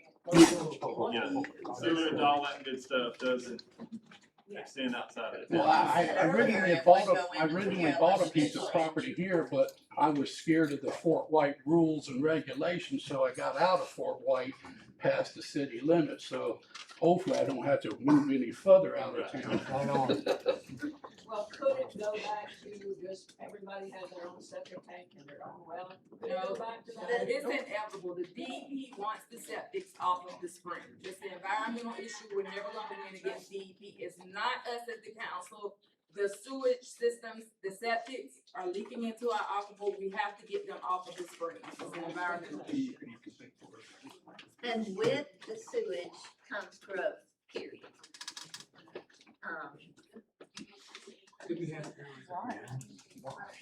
That's inevitable. It's our responsibility to control that growth. Now, personally, you know how I'm crazy about Maggie's because he revitalized an older structure that was originally here. And that doesn't mean I'm against Wendy's being on the corner down, you know, the vacant lot where Mr. Floyd's used to be. Everybody has an opportunity within rules and regulations to build or invest as they choose. I love the small town feel. I'm from Gainesville, but was brought up, my grandmother was from here and had a store, an old general store here dating back to the 1880s, where she was like the Walmart of Fort White at one time. And so our family goes way back. We had a hotel here that serves the railroad. We had a gas station here that when 27 widened, it wiped out the gas station. So growth is always inevitable. Being from Gainesville, my dad was from here, my mother was from Branford. So we were brought up with the understanding of we had the best of both worlds. We had the medical, the education, the sports, the culture that Gainesville and the University of Florida offers. We had the baby goats in Fort White and the Swanee River in Branford. So, you know, I know where you're coming from. Does that put me ahead of anybody else on this council or in the audience? No. But I want to make it clear, and you decide whether, you know, You agree with me or you don't, that's your choice, and that's, you know, what's great about America, we have choices. But I'm here to make it clear that growth is coming, with growth comes expenses. And those One thing you didn't cover, Yes, sir. everybody in Fort White has to pay at least $2,000 to hook up to the sewers. Cause you're only gonna bring it to the curb. The hookup serves are free. Your hookup And you're is gonna take it to the house? Wow, that's everything. Oh, they're not gonna go just from the curbside to the house? no. They're gonna go all the way? And you know what, it's off topic, but I'm glad you said that, cause that's part of what we need to try Nobody to ever said that. to educate. Nobody said nothing about it. We didn't say it tonight, but it's been said, and it's fair that you were not aware of that, because you are not the only person in the room that's not aware of it. It's my understanding, and I'm one on a septic, of course, most of us are, because we don't have city sewage. The septic will be crushed, for lack of a better word, and removed. I'm looking at Rocky Ford, am I correct in that, or Greg Bailey? Is that correct? Yes, ma'am. Yes, and hookup will be done at zero expense. If you were to wait, and I don't even know if that's an option, if you were to wait, or if you were to build property, after all this is done, then that expense would be a burden that you bear. So this is gonna be county sewage, and that means they'll be getting city or county water, like the pictures I see on Facebook that are yellow like urine, and that's who we're supposed to trust to take care of us, is the county. I've seen this happen in other places. This place will turn into Newberry, and I don't even drive through Newberry. It disgusts me. I don't like that kind of stuff. I moved here because it's a beautiful, quaint little town. You know, it should be on a Hallmark movie. It's so wonderful here. But when it turns to Newberry, everybody will pay for their sins that made that happen. Okay, I'm gonna cut you off. Sure. And we want to avoid that. That's why we need the planning. That's why we need the controlled growth. But let me cut you off, not to be rude, but let's go with, Sure. Can I say one more thing before yes. she starts? Yes. Yes, please. Shouldn't the water be first? I mean, there was just a tin of big long wheat, boiled water mandatory. And it's like, if I'd have been open right then, that, I could have opened. I'm just saying, it seems like the water should be the first thing. That gets right. And the other thing is, I wanted to say, that's why it's so important to have a council that is gonna work together, because you said about controlled growth. So if you're not working together, the growth won't be controlled because nobody will be in agreement. Well, there's really no long-range plan. And the planning codes, the building codes are far out of date. So there needs to be some action and some cooperation between the board. There needs to be some pre-planning. But having said that, the recent boil water notice was due to a leak.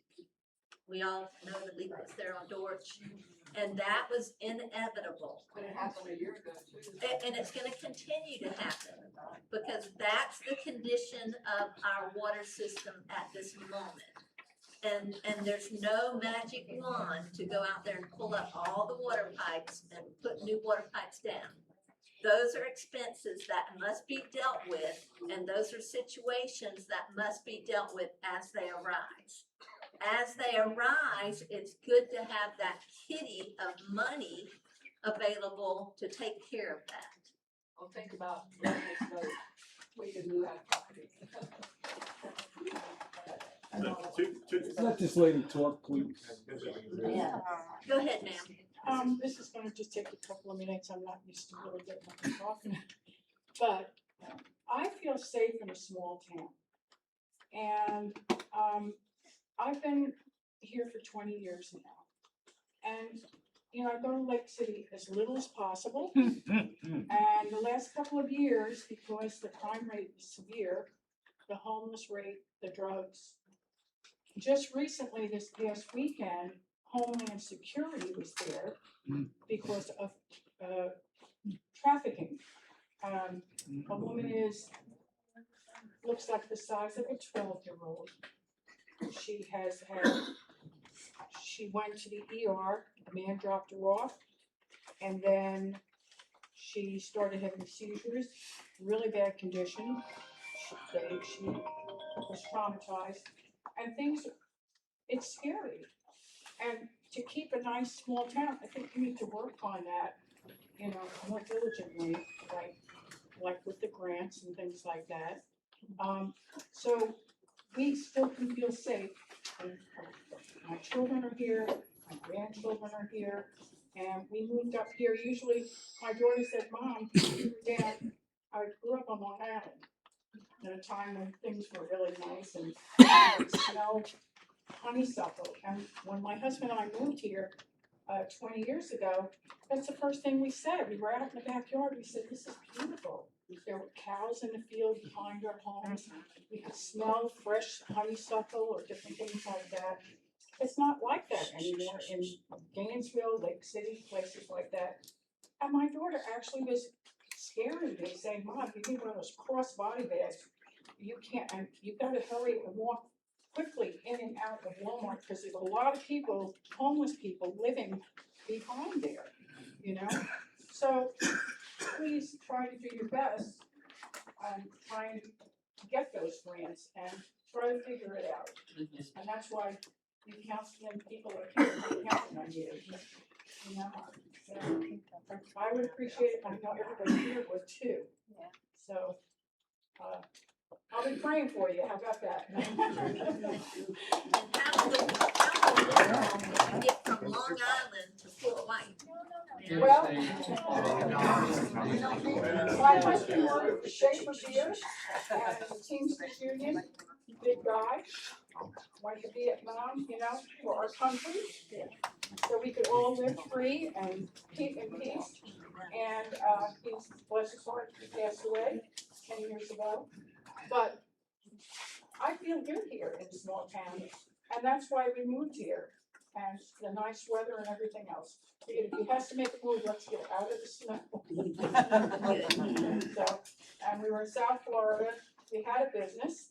We had a franchise for 26 years, raised a lot of teenagers, and the teenagers, family members would come into our shop and say, "We're so happy that our kids are working here because we know where they are." Now with cell phones and everything speeding up so quickly, we have to have that feeling of safety and freedom and fresh air. So let's keep it a small town as long as possible, not be so quickly to make us feel like this is such an urgency, like the lady said. Amen. I think there are other things you have to press for. Okay? Thank you. Thank you.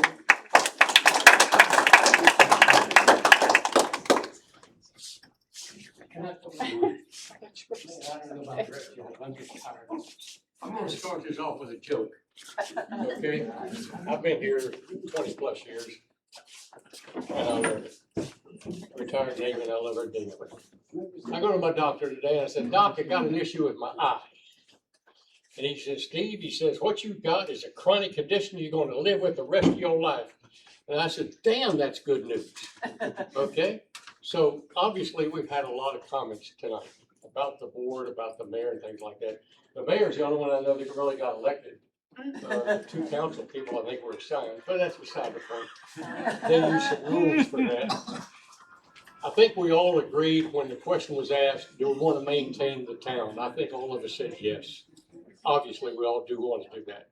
A couple things that have failed to come out. The sewer system, that's a given. It's like Merrick said, okay, the EPA is doing that. That's why all these other little towns are getting sewer systems. The environment is requiring it, especially at the springs here in Florida. All the little towns, it's a dictate. You're gonna have sewer systems that will take away all that water, septic stuff going into the springs. The other thing is, I believe, when we talked about the wastewater treatment system, isn't the first X number of months or years of operation part of the grant? Rocky, wasn't that part of it?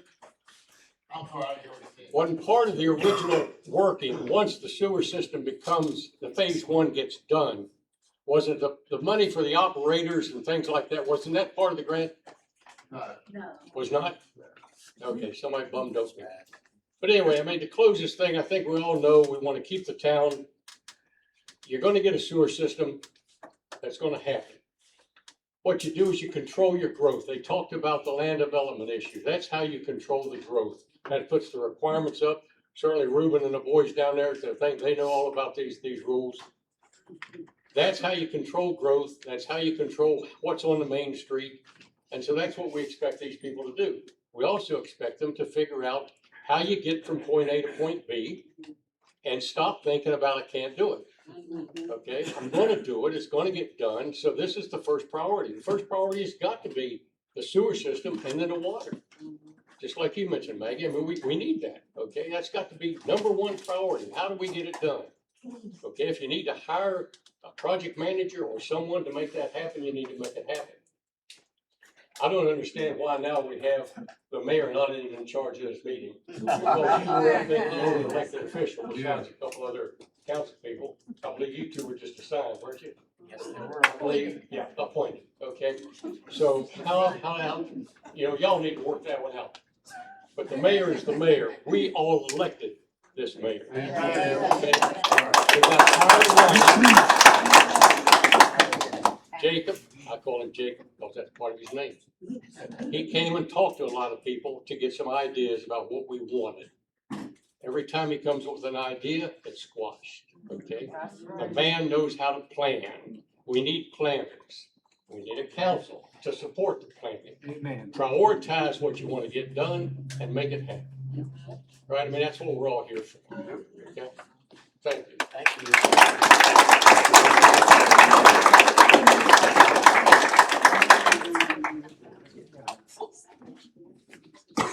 I think you said it. No, she was pretty competitive. My name's Tammy Nelson. I live outside of the town. But I lived here since 2003. It doesn't matter how long you've lived here. What matters is this where your spirit's at. You need a plan. You need, as an individual, we ask high school kids, what's their 5-year plan and their 10-year plan? And the city should have, the town needs to have a 5, a 10, a 20, a 30-year plan. This, you can't say, look, we got a grant and now we're gonna get a sewer system and that's great. If there's no plan behind it, it's gonna fall apart. If we can't manage the water, we can't manage the sewer. Your plan can't be, when it's broken, we're gonna fix it. And when this one breaks, we're gonna fix it. You need a plan, you do maintenance, and you get it where it needs to be. And then you start another project after the first one's under control with a plan in place. We don't need a full-time attorney. We just need somebody who can counsel when they need to pay them for whatever hour they need or however long it is to get the job done. We don't need a full-time accountant. We just need somebody who can get the job done until we can support it because we need it. We don't the grants to work forward on the sewer plant. Those grants should be in writing now. Somebody should be writing, how are we gonna fix the sewer plant in 10 years when it needs to be upgraded and done? We don't wait till we're at 10 years or 11 years and we go, gosh, we should have done it already. You do that now. We have a plan to start it, so now you need the plan to continue.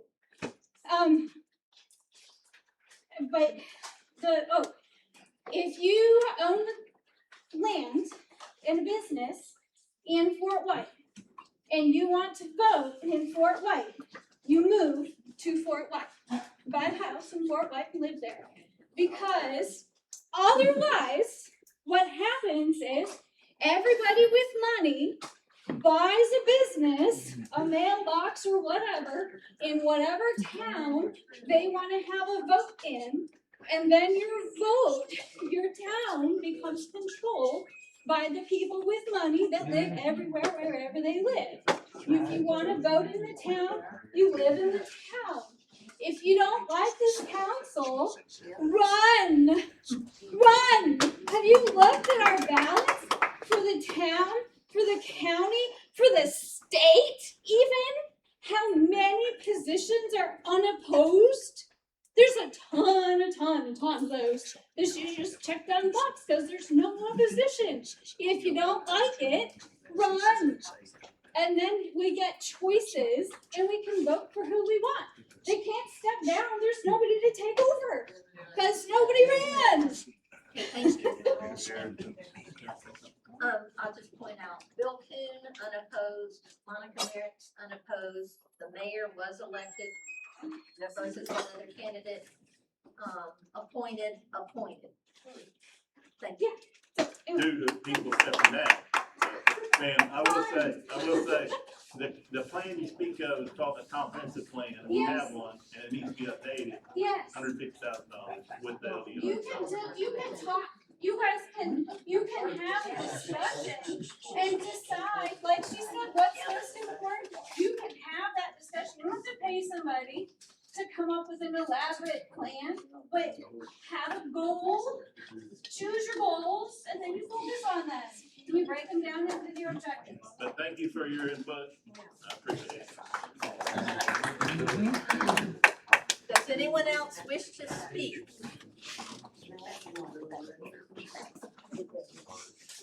Good afternoon. My name is Reginald Theophilus Bennett the First. Okay. I'm 73 years old. And it will be my hometown till the day I die. I don't want to become the south end of a northbound goat, okay? I believe in equal opportunity, equal sharing, equal everything. But in certain parts of the city is not given equal. My kids can't cross the street, not because it's hard. It's because the city seems to forget one end of the town. Rocky Ford, he stepped up. I want to know where the beginning of the city start and where they end. That's what we need to do. Oh, how we going out for it? Straighten up what we started now, what we got going here now. Okay? Now, please, stop using the word bad. We all here as a team. Sir, please, stop using negative things. Give us something positive. Okay? That's all I need to say.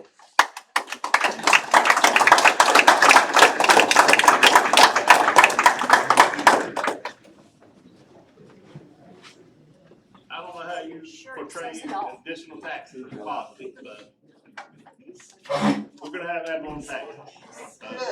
So I'll get behind you. There. I am.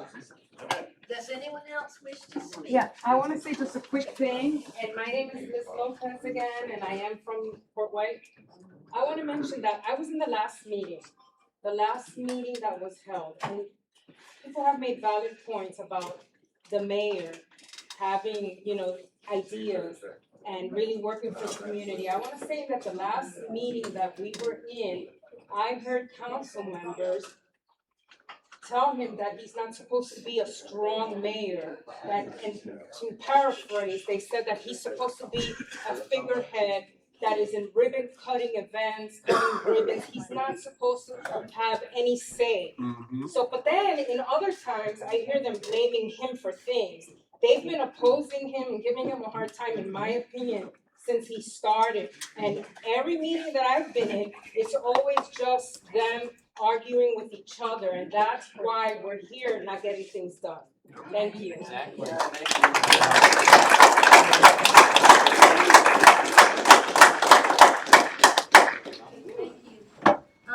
Jackie a quick history of how our government, we have what's called a mayor-council government, where we're all of equal value. Some municipalities, New York, for example, I go way back to the Giuliano days with 9/11. That is a strong mayor. That mayor can make decisions on his own. Our mayor, not that he doesn't have the intellectual ability, he can't call Cox Cable and say, okay, we're gonna convert all of our homes in Fort White to Cox Cable. If any decision has to go before the council and the majority vote goes with that decision process. That's just how our government is set up, and that goes back to 1957 when the charter was first formed. And my grandfather was part of that. What you're saying, he's allowed to vote? He's allowed as equal opportunity of council, yes. Can you vote though? Because the vote was not in the 1957 charter, and it's my understanding that the charter is not current. So I really can't really answer that question other than. So what happens when you vote? You don't know if you can vote. Go ahead. So the mayor's vote has been changed several times over the years by resolution. And the last time it was changed, it was signed off by our attorney, Michael Pope. So it was voted on by the council, it was passed by the majority of the council, therefore it was legal. It came up, and we asked our former mayor, or our former attorney, to get an attorney general's opinion so that we would know whether that was improper, and that has not been done. Myself and Mr. Coon both said, we do not want that to be the case if that's not legal. So we are waiting for an attorney general's opinion. That attorney is no longer with us. The last But I will attorney say gave that you that did advice not that it was illegal first for you all to happen. restrict his Correct. voting, and you did not like it. At